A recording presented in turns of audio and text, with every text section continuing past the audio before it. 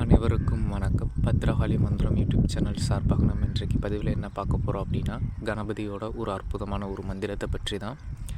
இந்த கணபதி மந்திரம் நம்ம சொல்வதால் நமக்கு கிடைக்கக்கூடிய நன்மைகள் என்ன அப்படின்னா, பொதுவாகவே கணபதி மந்திரம் நம்ம சொன்னோம் அப்படின்னா செல்வம் பெருகும். அதே போல் பக்தி வழியில் நம்ம அதிகமாக ஈடுபடுவோம். அதே போல் பொறுமை அதிகரிக்கும், ஞானம் நமக்கு கிடைக்கும். இதுபோல் பல நன்மைகள் இருக்குது கணபதி வழிபடுவதால். ஆனால் இந்த கணபதி மந்திரம் சொல்வதால் நமக்கு சர்வ ஜனமும் நமக்கு வசியம் ஏற்படும். அதாவது நம்ம எங்கே போனாலும் ஒரு வசியமாக இருக்கும். அதே போல் நம்ம இந்த மந்திரம் நம்ம சித்தி பண்ண பிறகு இல்லை சொல்லிய பிறகு நம்ம வேறு எந்த தெய்வ மந்திரமும் நம்ம சொல்லல, அது வெகு விரைவில் நமக்கு வசியம் ஏற்படும்.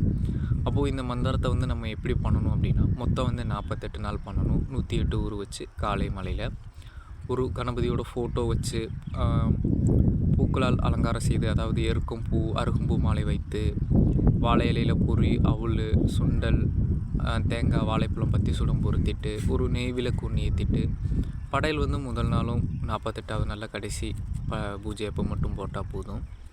நீங்கள் அமைதியாக பூஜை எல்லாம் முடித்த பிறகு வெள்ளை வஸ்திரம் அல்லது மஞ்சள் வஸ்திரம் உடுத்திட்டு மனதை ஒருநிலைப்படுத்தி கணபதியை மட்டும் நீங்கள் நினச்சிக்கிட்டு இந்த மந்திரத்தை சொல்கிற மாதிரி இருக்கும். இந்த மந்திரம் சொல்லிலே உங்களுக்கு ஒருபாடு கனவுகள் வரும். எப்படி கனவுகள் அப்படின்னா, கனவுகளில் கணபதி வாரது, கோவில் சிலைகள் வாரது, நீங்கள் பூஜை பண்ணுற மாதிரிக்கு கனவுகள் வாரது. அதே போல் இந்த மந்திரம் நீங்கள் ஒரு 10 நாளுக்கு மேலே சொல்லையிலேயே இந்த மந்திரத்தோட ஒரு சக்தி நீங்களே உணர்வீங்க. அது நான் சொன்னால் அது சரியாகாது, நீங்களே அதை உணர்வீங்க. அதன் பிறகு நீங்கள் மற்ற எந்த தெய்வங்கள் மந்திரம் சொன்னாலும் உங்களுக்கு வெகு விரைவில் சித்தியாகும். அப்போது இந்த மந்திரம் என்னென்னா, ஓம் ஸ்ரீம் க்ரீம் க்ளௌம் கம் கணபதியே பரவரத சர்வஜனமே வசமானே சுவாக. இதுதான் அந்த மந்திரம். சரிங்களா? நன்றி, வணக்கம்.